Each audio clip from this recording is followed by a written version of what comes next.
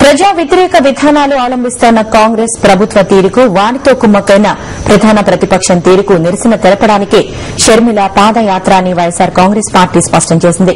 ప్రజల కన్నీళ్లను తుడుస్తూ భవిష్యత్పై వారికి నమ్మకం కలిగించేలా షర్మిల పాదయాత్ర నిర్వహిస్తారని ఆ పార్టీ ఎమ్మెల్యే భూమన కరుణాకర్ రెడ్డి తెలిపారు.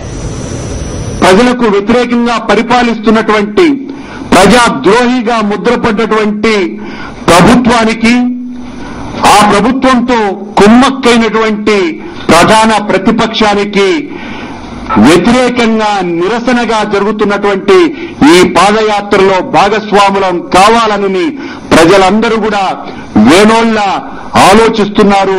పాదయాత్రను దిగ్విజయ యాత్రగా మలచాలని వాళ్ళందరూ కూడా చూస్తున్నారు.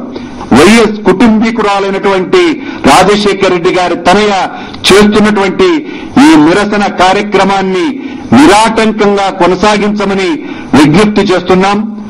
ఈ యాత్రకు ఏ రకమైనటువంటి హంగు ఆర్భాటాలు వద్దని ప్రజలకు మేమందరం కూడా విజ్ఞప్తి చేస్తున్నాం.